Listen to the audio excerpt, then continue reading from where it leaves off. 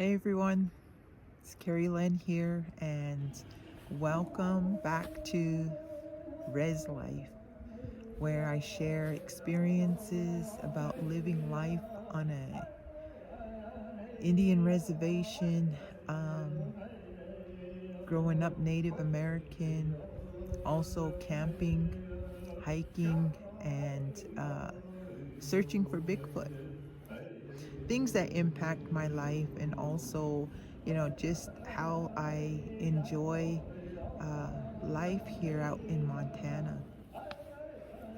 So today I want to talk about something that happened on our reservation in just a few days ago. It was very controversy. The community was split on what happened. Some said it was good, some said it wasn't good. And I just wanted to give a little bit of my opinion, but just not my opinion about things. I was thinking of interviewing people and asking them what they thought, but then I found so many people commenting on Facebook um, about how they felt about the situation. Kind of copied their comments just to give an example of the wide variety of people saying this and saying that, and what their thoughts were. Um, but a few days ago, they did a stray dog roundup. I'm trying to stay out of the sun. So I had to get out of the sun. It was shining directly on me. But so they did this stray dog roundup. And there wasn't a lot of information that the Blackfeet Tribal Council and the Fish and Game, who were the department leading it up, there wasn't too many information on how this was going to happen, what was going to happen to the dogs, um, how they were going to handle pets versus stray dogs. And what brought up to leading to this was they had been getting reported attacks of dogs attacking children going to school, other people walking around the neighborhood, around town. So there was a lot of uh,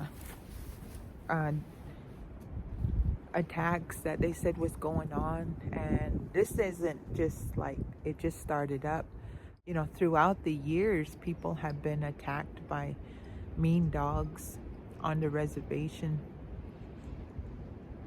But they said because of recent attacks that they were aware of, that they were going to do this stray dog roundup. But there was no consulting with the community. There was no information for the community. All they said is, if you own a dog, put it up, make sure it's up and, I guess away from them, because they were going to just go through the different areas of the reservation and start gathering dogs. That's what happened. It was like so sudden that the community really didn't have time to respond. They were asking questions. And right on the Blackfeet Fish and Game Facebook page, there was so many questions of the community asking, well, what of this? What about that? All of their concerns. And not once did I see Fish and Game comment and answer the community members' questions. So I thought that was odd that there was such a lack of information. And so they went ahead and they rounded up these dogs, and I guess 24 of them they put down. Now, I don't know, there's been rumors they were shot, like, and then, but I don't know if they were if they were shot or if they were euthanized with, you know, a needle and, you know, given a shot like that. But anyway, it came out, the Blackfeet tribe came out and said 24 dogs were during that time. And it really set off an uproar with the community. I'm gonna I'll give a history of the importance and the value that dogs played, their role as a part of our Blackfeet Native American culture. I'll give a little history of that, and also I'm gonna kind of share some different points of view that the community members had, and then at the end I'm gonna give my thought on what has taken place. The reason why I'm making this video is because it really disturbed me. I am an animal lover, been so all my life, and it really bothered me how this was carried out. And so I just want to kind of share my view on it, and hopefully if any of the leadership watch this, that the next time they decide to do something this drastic, that it's handled differently. Dogs have always held a sort of a sacred place in Native American culture and for the Blackfeet people. We consider them like loyal companions and protectors, and even spiritual beings within the tribe.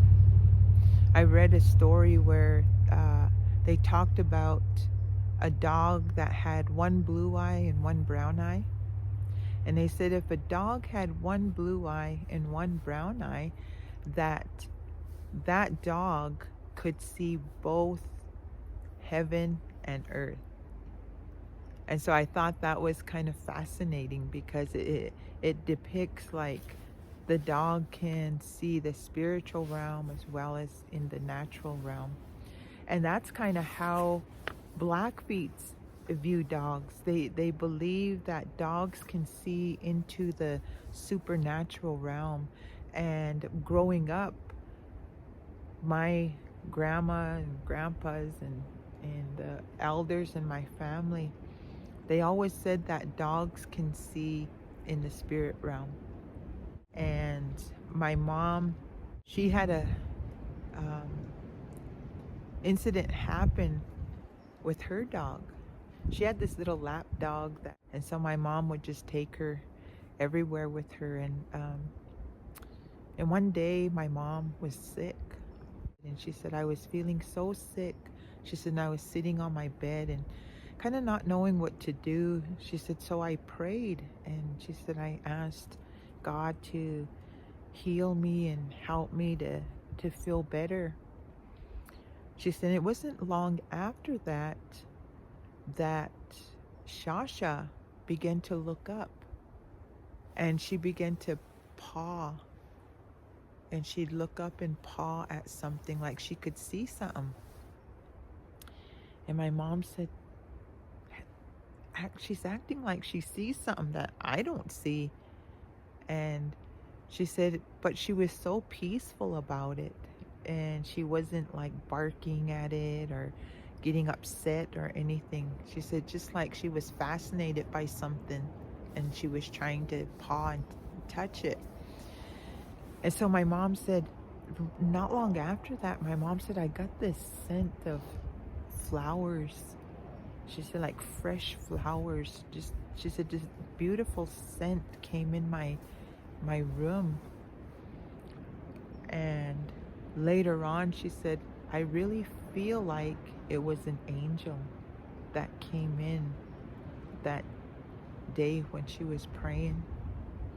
And she said, and I really feel like Shasha saw the angel. She said, even though I didn't see it, she said, I believe my dog saw it. So dogs throughout the centuries have had, I guess the Blackfeet have had a really bond with dogs. And you read in history about the dog days, before the horse came. And the dog days, the dogs were the sort of the beast of burden. They were the ones that they would hook up a travois to the dogs, and the dogs would carry the load of a lot of the things as they were moving camp. And so dogs played a significant role in Native culture. They were also, like the protectors of the camp. And because of their, I say, acute senses that they had, they were able to sense danger. And even now, you could be home alone in your house and not hear nothing. I've been like that. And my little dog, he will sense something outside. And if I get up and go look out, a lot of times he sensed somebody outside, or another dog outside. So they sense things that sometimes we don't sense. And they sense things in the natural, and they can sense things in the spirit realm. I've witnessed that many times with the pets that we have. They're that companion, they're that guard, that protection, to alert us. The bond is really great because it has gone on centuries that we've had dogs in our lives as Blackfeet people. And yes, the dynamic has changed since reservation life started, and the Indian people were moved to reservations, and the disparities that we have here, the trauma, the generational trauma that has taken place, leading up to addiction and all of the things that we know is present within our tribes and communities. So that dynamic has changed, but for many people, the love for dogs and animals still exists here. And many people, even though they can't afford to take care of a dog, they will still have a dog, and maybe not just one. They may have 3 or 4 dogs by their place. And so that connection is still there. Maybe it's not as healthy as it was years ago, but it's still there within the Blackfeet people. They are so smart when you take them out into the woods with you. I remember I was walking back on Bigfoot Trail one day, and I had all the dogs with me. I had my grand dogs with me, my son and daughter-in-law's dogs. And so we were just all walking around, and I happened to reach in my pocket, and my gloves were gone. And they were brand new leather gloves that I had just bought. And I was like, darn, my gloves. And I was looking, and you see how it is back here? That's how it was. I was thinking, there's no way I'll find my gloves, because I've just walked, in so many places and stuff. And then it dawned on me, ask Little Bit. And so I'm like, Little Bit, I lost my gloves. I don't know where they fell out of my pocket. And I'm just talking to him like I talk to anybody else. I said, go help me find my gloves. So he took off, and he's just running, and I'm like following him, I'm just walking behind him. And then he gets over a ways, and he stops, and he's just standing there. So I get up to him. I'm not kidding you, my glove was on the ground. I was so shocked that I'm like, gosh, we don't give dogs, we need to give dogs more credit for how smart they are. And I picked up my glove and I'm like, I need one more. I have one more that I need to find. And he took off. And so I started following him, but I'm like, I don't think I walk this way. I didn't walk this way. And sure enough, he goes a ways and he stops again. I get up there, my glove is laying there. And he found both of my gloves. So, they're our companion, they're our friends. They understand us. So they know so much. And,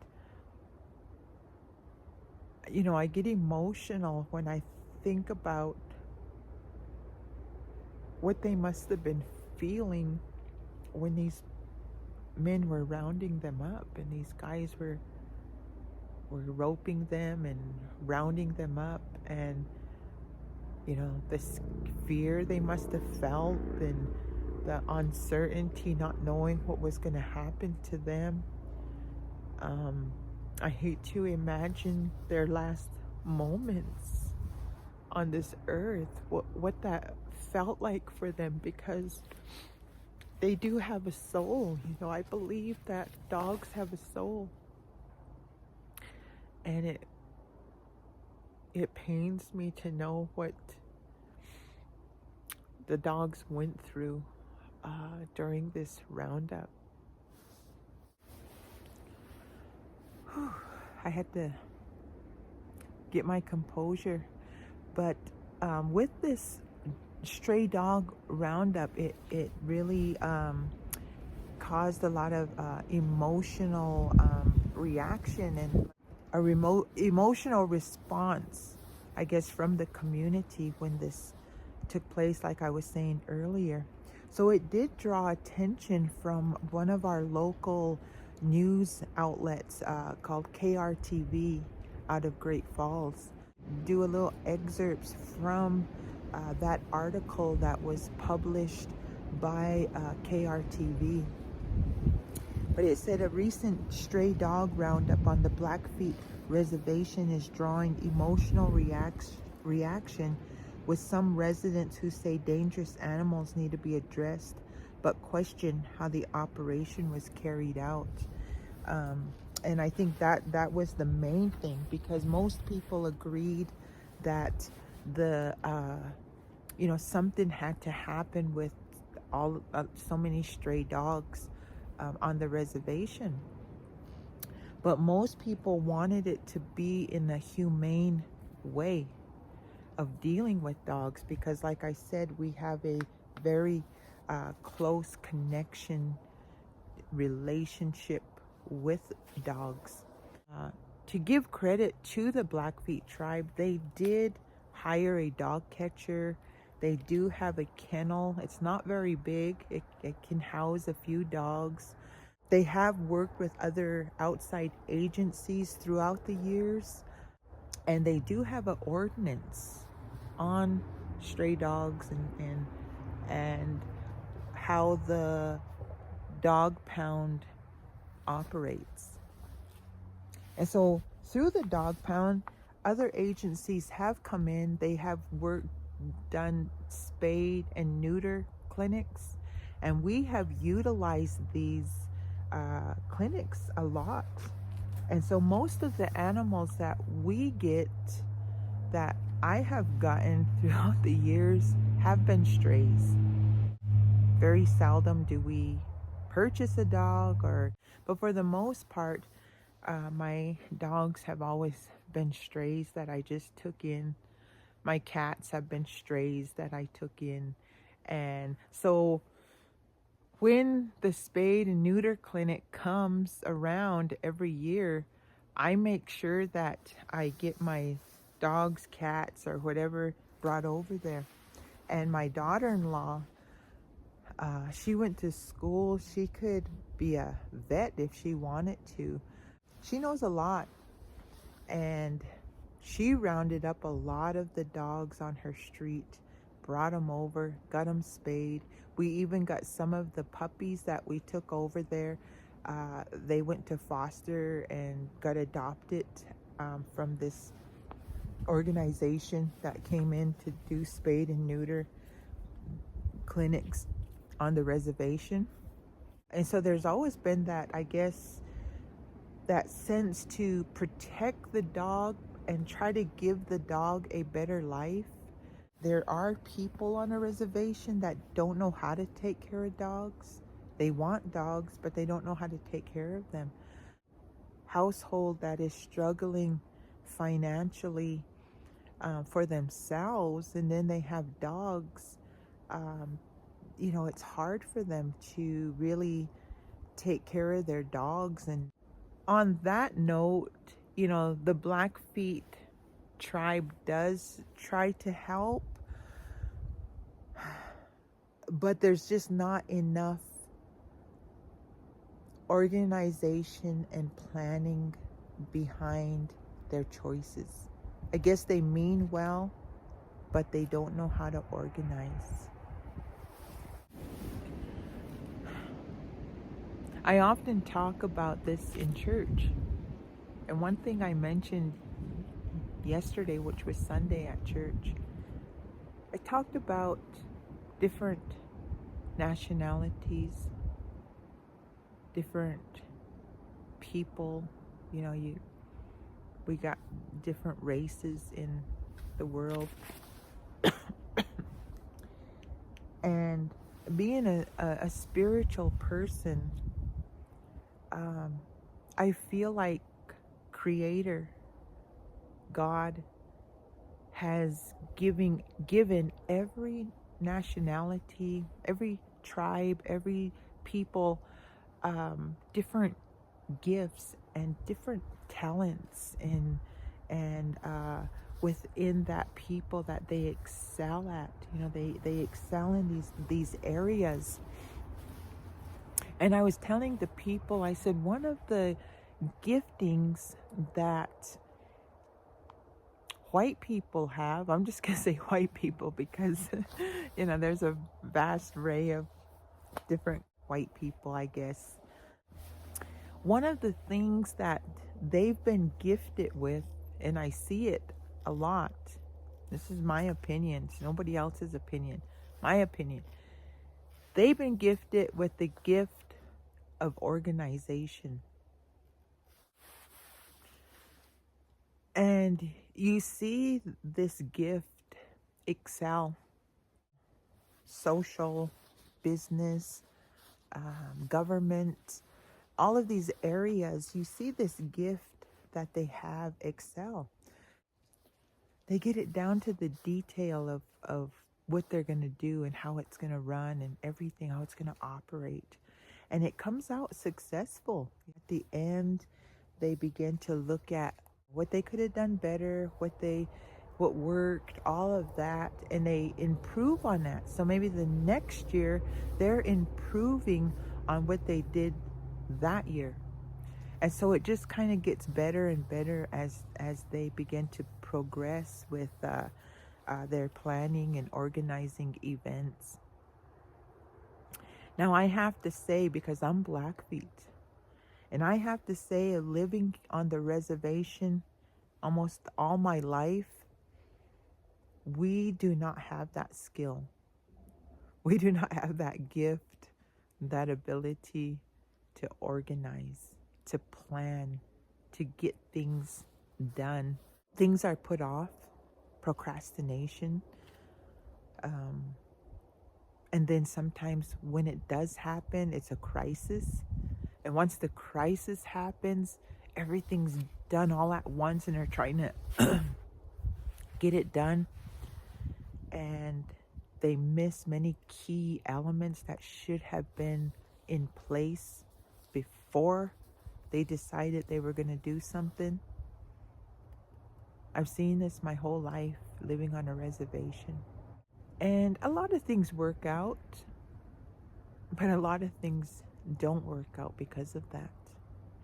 Now, on the other hand, Indian people, Native people, we have been gifted with the gift, the understanding of spirituality.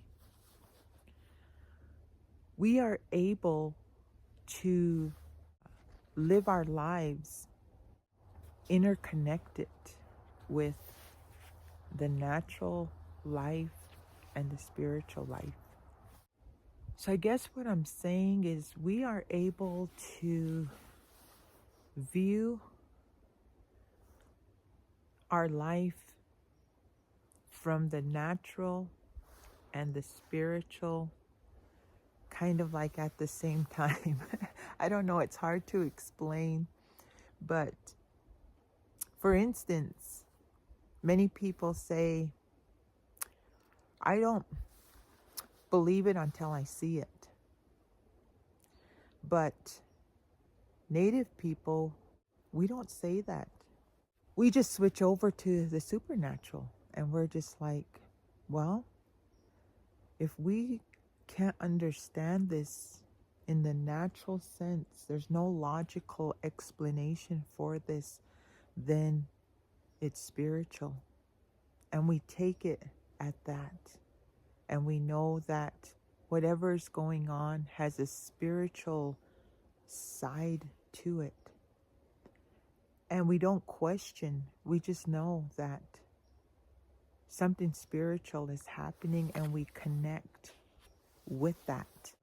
If somebody came up to me and said, my mom passed away a couple years ago. Well, yesterday she came to visit me and she told me this or she told me that. I'm not going to be like, how can she come visit her? She's dead. What is she talking about? Is she crazy? That's some dead person is talking to her? I don't think like that. It's like, yes, I believe you. I believe what you're telling me. And I embrace what the story she's telling me. And I don't try to find a logical explanation for it because I know this is spiritual. And we don't all understand everything about the spirit realm. And I don't think we ever will until we get to heaven or wherever, however people believe. But there's just so much to that realm that we'll never fully understand it. So we shouldn't make any judgments when other people express that they communicate or they have connections to that realm. So getting back to the community concern, I think was that the community seen such a lack of planning, such a lack of organizing this stray dog roundup. There was a lady that she said something to, I think it was to KRTV. She said, residents are not objecting to the removal of dangerous strays, but rather to what they describe as a lack of communication and due process. Everybody knows, yes, take stray dogs, she said, but also give those stray dogs a chance to find a home. And that kind of chokes me up, to think that this was the heart of most of the community. That was their heart was, yes, we understand the stray dogs have to be taken, but please do it humanely and please find them a home where they could be loved and cherished, because dogs, the majority of dogs give back so much to us. And yes, there is mean dogs. There's dogs that attack, and many times it's not their own fault. Many times maybe they were abused or they were trained to attack. They were trained to, or they weren't trained at all. They don't know how to react to human contact. And so, so here I am getting emotional, but I want to give I want to give a shout out to 406 Canine Rescue. And also, the other organization I want to give a shout out is Res Dog Rescue of Montana. These two organizations stepped up, and from what my understanding was, the tribe or the Fish and Game and Wildlife, they did not contact any organization at the time of this roundup. So my thought was, where, when they were gathering these dogs, what was their process? What were they thinking? What were they going to do with the dogs? It was after the fact that the dogs were being rounded up, and then news started getting out, and the community started getting upset. And I think some of the community was reaching out to these other Montana organizations that rescue dogs, and they were reaching out and saying, we need your help. Our dogs are being rounded up. They're being killed. And so so these organizations, there might be more, but these are the two that I know of that stepped up and said, we will come, we will help. We will try to save as many dogs as possible. And so, these organizations, they need funding, they need people to donate, they need volunteers. And so if you're from Montana or you live close by, I contacted 406 Canine Rescue, and I told them I'm from Browning, I'm a local resident, and I would be willing to help. When they come and do this spay and neuter clinic, I'll come and help. I'll do what I can to help their organization. Res Dog Rescue Montana, them are non-profit organizations. They need that assistance. So I want to give a shout out to them. If you guys from Montana, know of these organizations, help them out. People from Browning, donate to them. And some of these organizations, they even bring food. They bring cat litter, they bring cat food, they bring dog food, and they drop them off. And Fish and Game will say, hey, we got some dog food. I told my dad, I said, can you go get us some cat food and dog food? Because I got 2 strays that I'm taking care of right now, 2 cats, and they came in as strays. He goes and he says the line is so long with people lined up to try to get food for their animals. He said, and so he finally made it up there, and he was able to get some cat food for our cats. I'm very thankful for them, and I just really appreciate the work and the effort that they put forth on the Blackfeet Reservation. So I had to move into the vehicle. It was getting a little windy outside, and then my battery was starting to die on my phone, so I had to come inside the vehicle. But I wanted to read the public notice that we got, and this was the only notice we got from the Blackfeet Fish and Wildlife Department. And it says the Blackfeet Reservation has been experiencing an increase in dog attacks, most recently a juvenile male on his way to school. This has raised concern of the safety of our youth and residents. So animal control will be increasing its efforts next week to round up stray dogs. Our priority is the safety of our residents. If you own a dog, make sure he's properly secured and taken care of. Allowing dogs to roam at large is a violation of public ordinance. Together as a community, we can ensure our streets are safe for our youth and community members. But that's not how it turned out. Like I said, lack of planning, organization, and communication, things went awry. Many animals that were pets were taken and uh, euthanized. So pets along with stray dogs were taken during this roundup, and that's what stirred such a big emotional response with many people, because some people lost their pets, and when they went, they were trying to find out where they took the dogs to try to retrieve their pet back, and there was no communication. They couldn't get a hold of anybody. They didn't know who to contact. They were desperately trying to get their dog back, and by the time they got the information they needed, their dog had already been put down. Lack of organization, lack of planning, lack of communication, lack of input from the community, that stirred such a uh, reaction, and where innocent dogs were destroyed.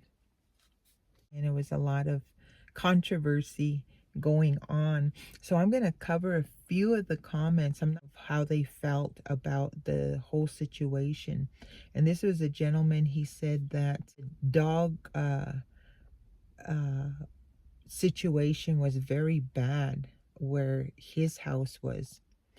And he said that a couple houses down, the owners had mean dogs, and his children couldn't even go across the road to try to walk to school because these dogs would chase them and try to, I guess, bite them or something. And so he felt like this was going to be the answer to what was going on in his neighborhood. He says the safety of us just walking on our own reservation shouldn't be a problem. I've tried talking to the owners, and it's always an excuse or a problem, and it turns into a fight. I will not give up and will stand for what's right, but my boy should be able to walk to school safely. And then there was another lady who had commented, and she said there needs to be a law at how many animals one person can have. And if people don't abide by it, they should go to jail. Browning need new laws, and obviously everyone needs to be involved. And if you can't afford a dog or cat, you definitely shouldn't have one, in my opinion, she says. She felt like laws needed to change and things needed to happen concerning the dogs in Browning. So I also have a comment from a non-native gentleman who lives on the reservation, and his comment was some of these dogs need a bullet. That really made me sad when I read that.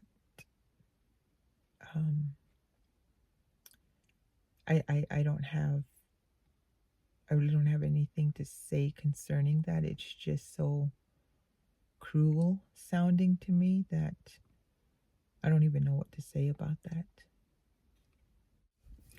This was from one of the ladies whose pet was taken, euthanized during the roundup. I hate that we are a people who react instead of being proactive. All animal control has to do was be animal control. Staff for days and nights and take actual calls and address issues case by case. It's embarrassing that all the entities, even law enforcement, jump on board together, and I'm not going to say the word, to destroy animals while you let actual criminals run free.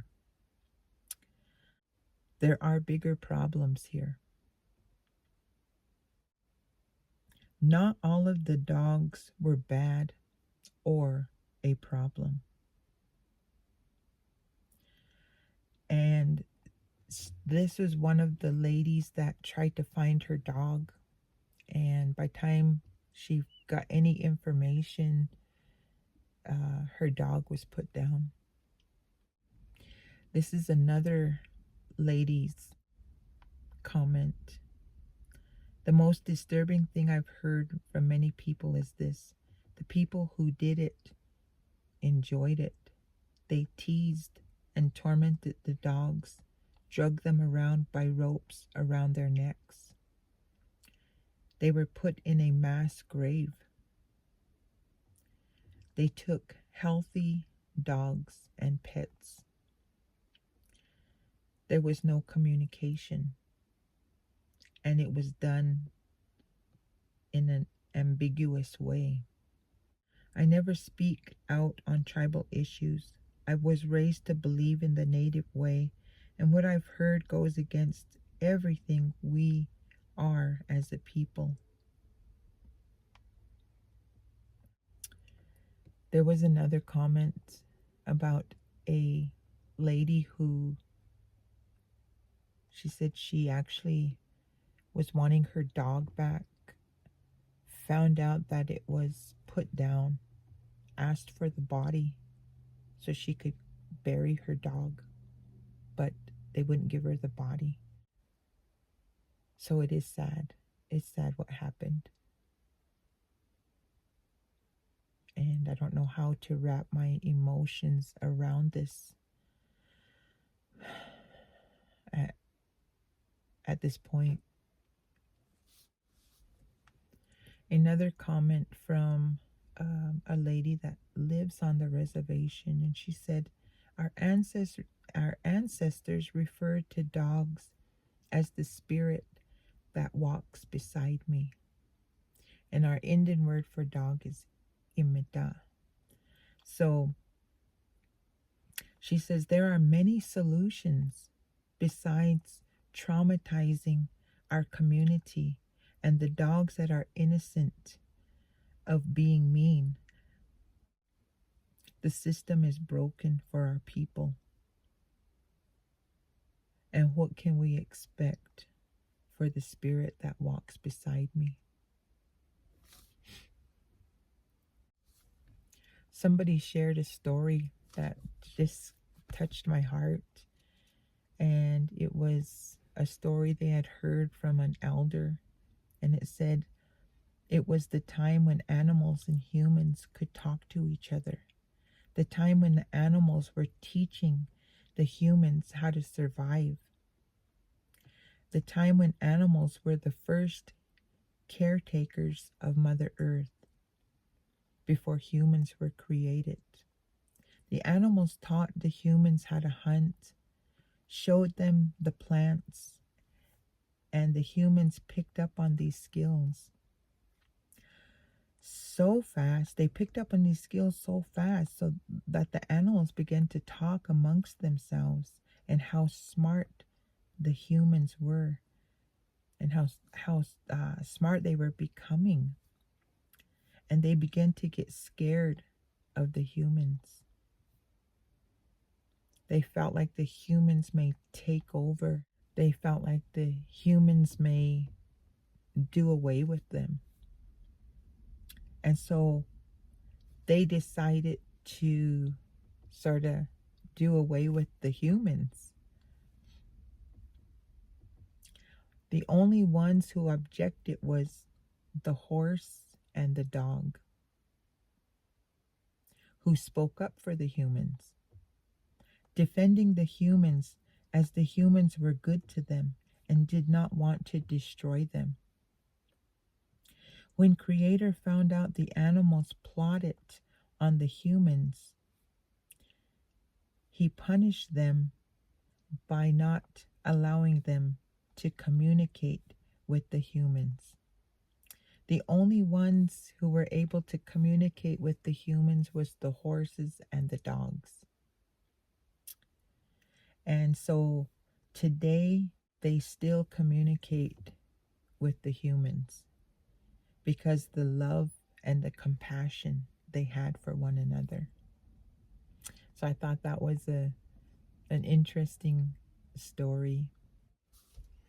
I'm going to share one of my comment that I commented on the Fish and Game or Fish and Wildlife Department's page. There should have been better planning, like coordinated efforts with rescues throughout Montana to make sure these dogs have a chance at life. If you are doing away with these innocent animals, the old people, our ancestors, would tell you to be careful, not to hurt innocent animals, especially dogs, because it could come back on you. The elders used to say, don't hurt dogs because it could come back on you. And it always left an impression on me to be good to dogs. I've been talking with my family and friends about what happened because it was really emotional for me. And what I wasn't going to talk about it on my channel.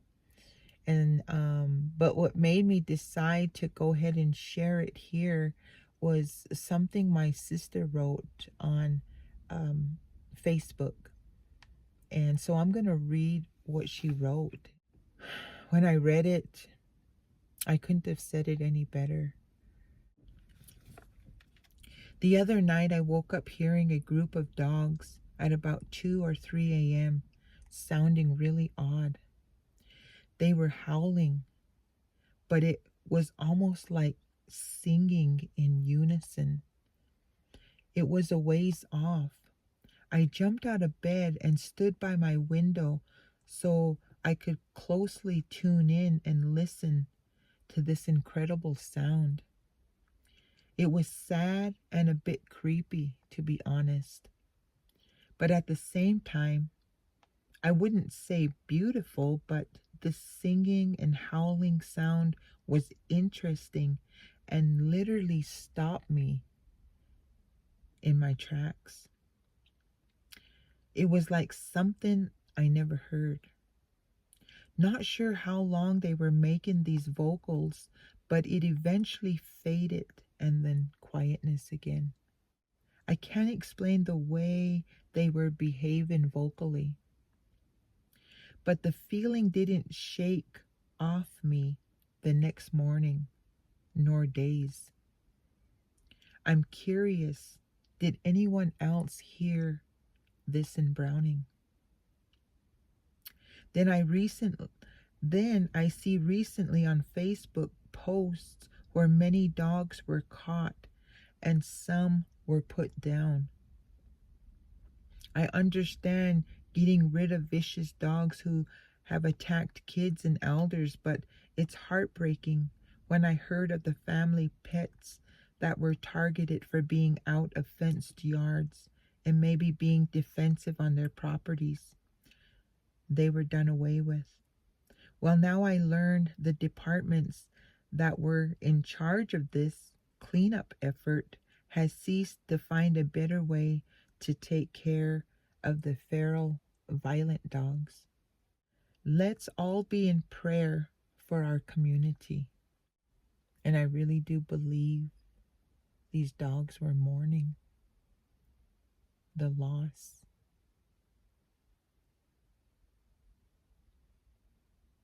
That happened in our community. And the dogs knew what had gone on. And they were crying out.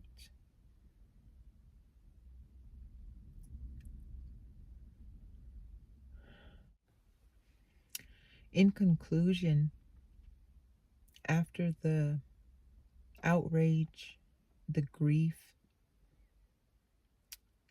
the trauma that happened in our community with what went down here, the Blackfeet Tribal Business Council released a statement. And it didn't seem to appease many of the community. I'll read a little bit about what they said. Domestic animal control, particularly the management of stray dogs, has been a long-standing challenge on the Blackfeet Nation. In 2023, the Blackfeet Tribal Business Council funded an animal control officer. More recently, the Blackfeet Tribal Business Council established the Blackfeet Animal Care Committee to promote non-lethal, responsible, and culturally appropriate animal control practices. I never heard of it. I live here in the community. I never heard of this this committee. It says, to avoid confusion, the recent emergent roundup of stray dogs within the community was initiated by the Blackfeet Fish and Wildlife Department with support from Blackfeet Law Enforcement Services, and was separate and apart from the Blackfeet Animal Care Committee. Sounds like to me they did not consult the Blackfeet Animal Care Committee when they decided to do this. So there was no coming together. The Blackfeet Business Council, the committee, the Fish and Wildlife Department, law enforcement, community members, cultural leaders, no coming together to address what was going to take place. The action was not formally reviewed or approved by the Blackfeet Tribal Business Council, but instead carried out on an emergency basis. Now it says some more things here, and it does state that the Blackfeet Fish and Wildlife did say they euthanized 24 dogs.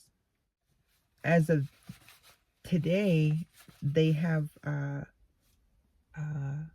ceased the roundups. They are not picking up any more dogs.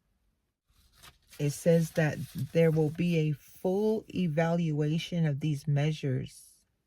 This pause will allow leadership to ensure that all future actions align with best practices in humane animal control and are supported by a clearly defined, formally approved plan.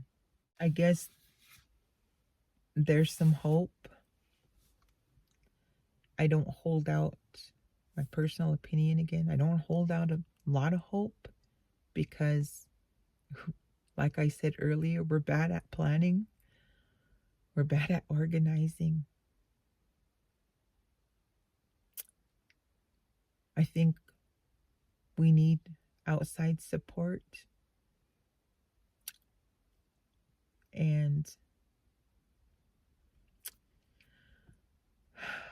that this tragedy never happens again. I don't usually put out videos like this on my channel,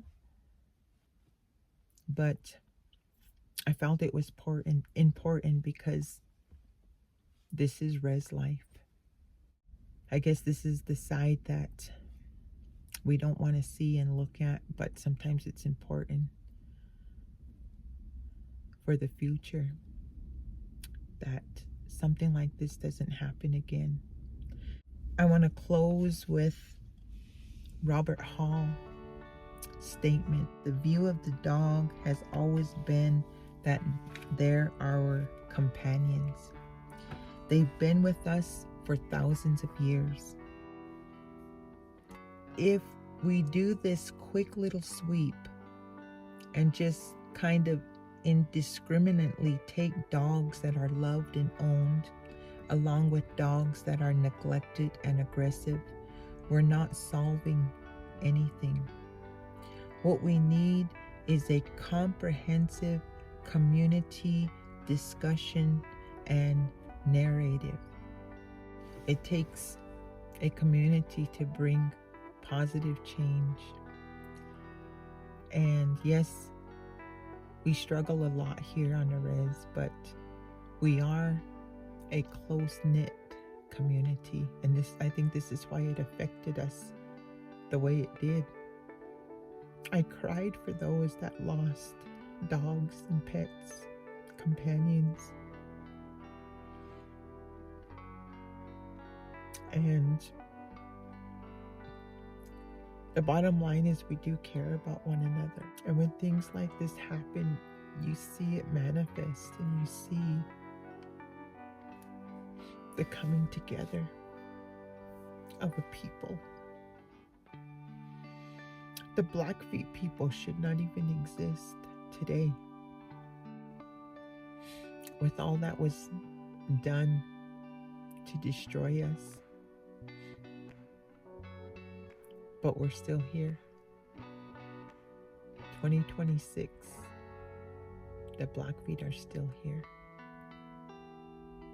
Because we're resilient and we're going to get through this crisis. We're going to be better. Thanks for watching.